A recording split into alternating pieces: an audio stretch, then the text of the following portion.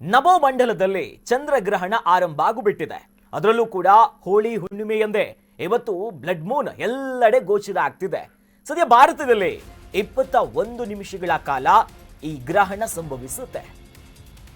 ನಭೋಮಂಡಲದಲ್ಲಿ ಗ್ರಹಣ ಈಗಾಗಲೇ ಆರಂಭ ಆಗಿದೆ. ಹೋಳಿ ಹುಣ್ಣಿಮೆ ಬೇರೆ, ಇವತ್ತೇ ರಕ್ತವರ್ಣಕ್ಕೆ ಆ ರೀತಿಯಾಗಿ ಮಾರ್ಪಡ್ತಾನೆ ಚಂದ್ರ. ಇನ್ನು ನಮ್ಮ ದೇಶದಲ್ಲಿ 21 ನಿಮಿಷಗಳ ಕಾಲ ಗ್ರಹಣ ಸಂಭವಿಸುತ್ತೆ. ಸಂಜೆ 6:47ಕ್ಕೆ ಅಂತ್ಯವಾಗುವಂತ ಚಂದ್ರಗ್ರಹಣ ಇದು. ಕೆಂಪು ವರ್ಣಕ್ಕೆ ಬಿಳಿಯ ಚಂದಿರ ತಿರುಗ್ತಿದ್ದಾನೆ. ಕ್ಯಾಲಿಫೋರ್ನಿಯಾ, ಲಾಸ್ ಏಂಜಲೀಸ್ನಲ್ಲೂ ಕೂಡ ಈ ಗ್ರಹಣಗಳನ್ನ ನೋಡಬಹುದು ನಾವು ಜಗತ್ತಿನ ನಾನಾ ಭಾಗದಲ್ಲಿ.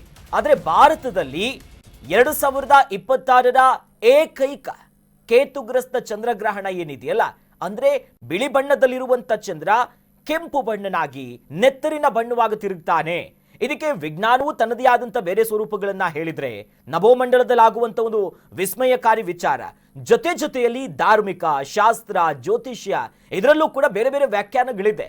ಸದ್ಯ ಸಂಜೆ 6:47ಕ್ಕೆ ಗ್ರಹಣ ಅಂತ್ಯಕಾಲವನ್ನ ಪ್ರವೇಶಿಸುತ್ತೆ. ಈಗಾಗಲೇ ಈ ಸಂಪೂರ್ಣವಾಗಿ ನಾವು ಕೆಂಪು ಕಣ್ಣಕ್ಕೆ ತಿರುಗಿದ್ದಾನ ಅಂತ ಗೋಚರಿಸೋದು ಬಹಳ ಕಷ್ಟ. ಆದ್ರೆ ಬರಿಗಣ್ಣಿನಿಂದ ಚಂದ್ರನನ್ನ ನೋಡಬಹುದಾ ಅಂತಂದ್ರೆ ಖಂಡಿತವಾಗಿಯೂ ನೋಡಬಹುದು, ಯಾವುದೇ ಸಮಸ್ಯೆಗಳು ಇಲ್ಲ ಅನ್ನೋದಾಗಿ ಸದ್ಯ ಅನೇಕ ತಜ್ಞರು ಹೇಳ್ತಾರೆ. ಜೊತೆಯಲ್ಲಿ ನಾವು ದೃಶ್ಯದಲ್ಲಿ ಗಮನಿಸ್ತಾ ಇದೀವಲ್ಲ ನೋಡಿ, ಇದು ಲಾಸ್ ಏಂಜಲೀಸ್ ನಲ್ಲಿ ಅಲ್ಲಿನ ಸಮಯ, ಸಂದರ್ಭ, ವಾತಾವರಣಗಳು ಬದಲಾವಣೆ ಆಗಿರುತ್ತೆ. ಅಲ್ಲಿ ಬಿಳಿಯ ಬಣ್ಣವಾಗಿ ಗೋಚರಿಸುತ್ತಿದ್ದಾನೆ. ಕ್ಯಾಲಿಫೋರ್ನಿಯಾ ಅಂತ ನೋಡುವುದಾದ್ರೆ ಇವೆಲ್ಲವೂ ಕೂಡ US ನ ಭಾಗವಾಗಿರುವಂತ ನಗರಗಳು. ಕ್ಯಾಲಿಫೋರ್ನಿಯಾ ಮತ್ತು ಲಾಸ್ ಏಂಜಲೀಸ್ ಇಲ್ಲಿ ಸ್ವಲ್ಪ ವಿಭಿನ್ನವಾಗಿ ಕಾಣಿಸ್ತಿದ್ದಾನೆ. ಬಿಳಿಯ ಬಣ್ಣವಾಗಿನೇ ಚಂದಿರ ಗೋಚರಿಸುತ್ತಿದ್ದಾನೆ. ಸಾಮಾನ್ಯವಾಗಿ ಈ ಗ್ರಹಣ ಬಂದಂತ ಸಂದರ್ಭದಲ್ಲಿ ಕಪ್ಪ ಕಾಣಿಸ್ಬೇಕು, ಮಂಜಾ ಕಾಣಿಸ್ಬೇಕು ಅಂತಾರೆ. ಒಂದಿಷ್ಟು ಸೈಂಟಿಫಿಕ್ ಎವಿಡೆನ್ಸ್ಗಳಿದೆ.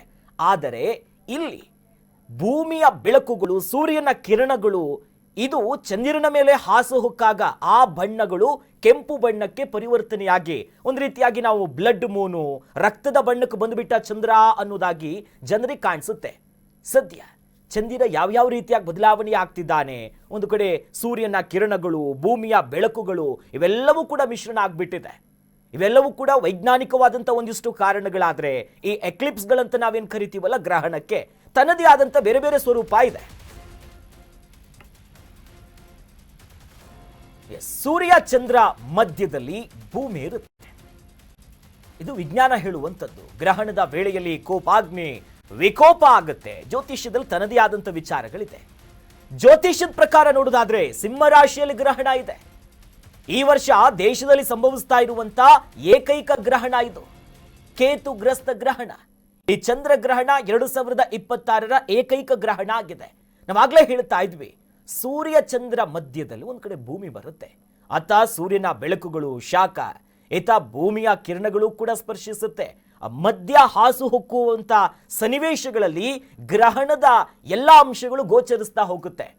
21 ನಿಮಿಷಗಳ ಕಾಲ ಭಾರತದಲ್ಲಿ ಗ್ರಹಣ ನಮಗೂ ನೋಡಬಹುದು. ಬಟ್ ಜ್ಯೋತಿಷ್ಯ ಏನು ಹೇಳುತ್ತೆ ಗೊತ್ತಾ? ಕೋಪಾಗ್ನಿ ಆಗುತ್ತೆ, ವಿಕೋಪಕ್ಕೆ ಹೋಗುತ್ತೆ. ಜೊತೆಯಲ್ಲಿ ನಭೋಮಂಡಲದಲ್ಲಿರುವಂಥ ಬೇರೆ ಬೇರೆ ರಾಶಿಯಲ್ಲಿ ಬದಲಾವಣೆಗಳಾಗುತ್ತೆ.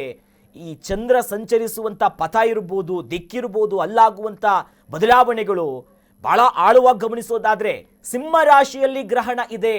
ಈ ಗ್ರಹಣ ಸಿಂಹ ರಾಶಿಯ ಮನೆಯಲ್ಲಿದೆ ಅನ್ನೋದಾಗಿ ಜ್ಯೋತಿಷ್ಯ ಶಾಸ್ತ್ರದ ಪ್ರಕಾರವಾಗಿ ಒಂದಿಷ್ಟು ಲೆಕ್ಕಾಚಾರಗಳಾದ್ರೆ, ಅತ್ತ ವಿಜ್ಞಾನ ಬೇರೆ ರೀತಿಯಾಗಿ ಹೇಳುತ್ತೆ. ಬರಿಗಣ್ಣಿಂದ ನೋಡಬಹುದು, ನೀವು ಯಾವುದೇ ರೀತಿ ಪದ್ಧತಿಗಳನ್ನ ಪಾಲನೆ ಮಾಡಬೇಕಿರುವಂತ ಅವಶ್ಯಕತೆ ಇಲ್ಲ ಅಂತ ಹೇಳ್ತಿದ್ರೆ. ಬಟ್ ಜ್ಯೋತಿಷ್ಯವಾಗಿ ದೇವಸ್ಥಾನಗಳ ಬಂದ್ ಮಾಡುವಂತ ಕೆಲಸ ಆಗ್ತಿದೆ. ನಾನಾ ಜಗತ್ತಿನಾದ್ಯಂತ ಇರ್ಬೋದು, ಎಸ್ಪೆಷಲಿ ಭಾರತದಲ್ಲಿ ಸಂಸ್ಕೃತಿ, ಸನಾತನ ಇವೆಲ್ಲವನ್ನ ಪಾಲನೆ ಮಾಡೋದ್ರಿಂದ ಈ ಬಾರಿಯ ವರ್ಷದಲ್ಲಿ ಒಂದು ಬಾರಿ ಮಾತ್ರ ಈ ಬಾರಿ ಆಗ್ತಿರುವಂತ ಈ ಗ್ರಹಣಕ್ಕೆ ತನ್ನದೇ ಆದಂಥ ಪ್ರಾಮುಖ್ಯತೆಯನ್ನ ಕೊಡಲಾಗಿದೆ. ಗ್ರಹಣ ಈಗಾಗಲೇ ಆರಂಭ ಆಗಿದೆ. ಮಧ್ಯಾಹ್ನ 3:13ಕ್ಕೆ ಚಂದ್ರಗ್ರಹಣ ಸ್ಪರ್ಶ ಆಗಿದೆ. ಕಳೆದ 15 ದಿನಗಳಲ್ಲಿ ಉಂಟಾಗಿದ್ದಂತಹ ಸೂರ್ಯಗ್ರಹಣ ಜಸ್ಟ್ 15 ದಿನದ ಅಂತರ ಅಷ್ಟೇ. 15 ದಿನಗಳ ನಂತರ ಕೇತುಗ್ರಸ್ತ ರಕ್ತಚಂದ್ರಗ್ರಹಣ ಆಗ್ತಿದೆ. ಈ ಹಿಂದೆ ಸೂರ್ಯಗ್ರಹಣ ಇತ್ತು, ಆದರೆ ಸೂರ್ಯ ಕಾಣಿಸ್ತಿರ್ಲಿಲ್ಲ. ಬೆಂಗಳೂರಿನಲ್ಲಿ ಪಾರ್ಶ್ವ ಚಂದ್ರಗ್ರಹಣ ಕಾಣಿಸಿದೆ ಒಂದು ಸ್ವಲ್ಪ ಮಟ್ಟಿಗೆ. ಇವತ್ತು ಚಂದ್ರ ಕಾಣಿಸುತ್ತೆ, ಅದು ಪೂರ್ಣ ಚಂದ್ರಗ್ರಹಣ. ಭೂಮಿಯ ನೆರಳಿನಿಂದ ಕೆಂಪು ತಾಮ್ರ ಬಣ್ಣದಲ್ಲಿ ಗೋಚರ ಆಗ್ತಾನೆ. 15 ದಿನಗಳಲ್ಲಿ ಸಂಭವಿಸುತ್ತಿರುವಂತಹ ಎರಡನೇ ಗ್ರಹಣ ಇದಾಗಿದೆ.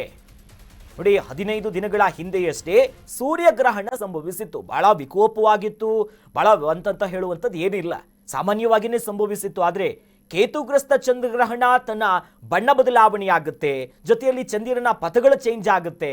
ಆ ನಿಟ್ಟಿನಲ್ಲಿ 15 ದಿನಗಳ ಅಂತರದಲ್ಲಿ ಬಂದಿರುವಂಥ ಗ್ರಹಣಕ್ಕೆ ಸಾಕಷ್ಟು ಮಹತ್ವ ಸಿಗ್ತಿದೆ. ಆದರೆ ಸೂರ್ಯಗ್ರಹಣ ಇತ್ತು, ಆದರೆ ಅಷ್ಟು ದೊಡ್ಡ ಮಟ್ಟಿಗೆ ಬಣ್ಣ ಬದಲಾಗಿತ್ತು ಅಥವಾ ಅದರ ಶಾಖ ಬದಲಾವಣೆ ಆಗಿತ್ತು ಅನ್ನುವಂಥದ್ದು ಏನು ಕಾಣಿಸ್ತಾ ಇರಲಿಲ್ಲ. ಭಾಗಶಃ ಕಾಣಿಸ್ತಾ ಇತ್ತು. ಇವತ್ತು ಕೂಡ ಹಾಗೇನೆ ಸಂಜೆ 7 ಗಂಟೆವರೆಗೂ, ಸುಮಾರು ಒಂದು 6:47ವರೆಗೂ ಕೂಡ ಅದರ ಅಂತ್ಯಕಾಲವು ಬರುವಂಥದ್ದು. ಈ ಗ್ರಹಣ ತನ್ನದೇ ಆದಂಥ ಬೇರೆ ಬೇರೆ ಆಯಾಮ ಪಡ್ಕೊಳ್ತಾ ಇದೆ. ತಾಮ್ರ ಬಣ್ಣವಾಗಿ ಕಾಣಿಸ್ತಾನೆ, ಕೆಂಪು ಬಣ್ಣವಾಗಿ ಕಾಣಿಸ್ತಾನೆ. ಅದನ್ನೇ ರಕ್ತ ಚಂದಿರ ರೀತಿಯಲ್ಲಿ ನಾವು ವರ್ಣಿಸ್ತೀವಿ, ಅಥವಾ ಇಂಗ್ಲಿಷ್ನಲ್ಲಿ ಬ್ಲಡ್ ಮೂನು, ಎಕ್ಲಿಪ್ಸ್ಗಳು ವಿಭಿನ್ನತೆಯನ್ನು ಪಡ್ಕೊಂಡಿದೆ ಅಂತೀವಿ. ಜ್ಯೋತಿಷ್ಯ ಶಾಸ್ತ್ರದ ಪ್ರಕಾರ ಸಿಂಹ ರಾಶಿಯಲ್ಲಿದೆ ಅನ್ನುವಂಥದ್ದು ಒಂದು ಅಂಶ. ಬಟ್ ವಿಜ್ಞಾನ ರೀತಿಯಾಗಿ ಲೆಕ್ಕಾಚಾರ ಹಾಕಿದರೆ ಈ ಖಗೋಳ ವೀಕ್ಷಕರಿರ್ಬೋದು, ತಜ್ಞರಿರ್ಬೋದು, ಅವರ ಅಭಿಪ್ರಾಯಗಳೇ ಬೇರೆ. ರಕ್ತ ಚಂದ್ರಗ್ರಹಣದ ವೇಳೆ ಹರಿತಾ ಇರುವಂತ ನೆತ್ತರು ಒಂದು ಕಡೆ, ಕಡಿಮೆ ದಿನಗಳಲ್ಲಿ ಎದುರಾಗಿರುವಂತಹ ಒಂದಿಷ್ಟು ವಿಚಿತ್ರ ಘಟನೆಗಳಿದೆ. 2 ಗ್ರಹಣಗಳು ಸಂಭವಿಸಿದ್ದಾಗ ಈ ಹಿಂದೆ ಕುರುಕ್ಷೇತ್ರ ಆಗಿತ್ತು. ಯುದ್ಧದಲ್ಲಿ ಕೋಟ್ಯಾನುಕೋಟಿ ಜನ ಅಸುನೀಗಿದ್ರು. ಕಾಕತಾಳೀಯ ಎಂಬಂತೆ ಗ್ರಹಣಕ್ಕೂ ಮುಂಚೆ ಯುದ್ಧ ಆಗ್ತಿದೆ ಜಗತ್ತಿನಲ್ಲಿ. ಪಾಕಿಸ್ತಾನ ಅಫ್ಘಾನಿಸ್ತಾನ ನಡುವೆ ಆರಂಭ ಆಯಿತು, ನೂರಾರು ಸಾವು ನೋವುಗಳಾಯಿತು. ಗ್ರಹಣಕ್ಕೂ ಮುಂಚೆನೇ ಇರಾನ್ ಮತ್ತು ಇಸ್ರೇಲ್ ನಡುವೆ ರಣಭೀಕರವಾದಂಥ ಯುದ್ಧ ಆಗ್ತಿದೆ. ಇಡೀ ವಿಶ್ವಕ್ಕೆ ಎದುರಾಗಿರುವಂಥ ದೊಡ್ಡ ಆತಂಕ, ಭಯ. ಕೇತುಗ್ರಸ್ತ ಚಂದ್ರಗ್ರಹಣ ವೇಳೆ ಪ್ರಕೃತಿ ವಿಕೋಪಗಳಾಗ್ಬಿಡುತ್ತಾ, ಕೋಪಾಗ್ನಿಗಾತ ಹೋಗ್ಬಿಡುತ್ತಾನ? ಜ್ಯೋತಿಷ್ಯದಲ್ಲಿ ತನ್ನದೇ ಆದಂಥ ಆಯಾಮ ಇದೆ ನೋಡಿ. ಒಂದು ಕಾಕತಾಳಿನೋ ಏನೋ ಗೊತ್ತಿಲ್ಲ, ಬಟ್ ಈ 2 ಗ್ರಹಣಗಳು ಸಂಭವಿಸುವಂತ ಈ ಸನ್ನಿವೇಶ ಏನಿದೆ, ಸೂರ್ಯಗ್ರಹಣ ಆಗಿ 15 ದಿನಕ್ಕೆ ಚಂದ್ರಗ್ರಹಣ ಆಗ್ತಿದೆ, ನೆತ್ತರ ಬಣ್ಣವನ್ನ ಆತ ಪಡ್ಕೊಂಡಿದ್ದಾನೆ ಅನ್ನೋದು ಜ್ಯೋತಿಷ್ಯವಾಗಿ.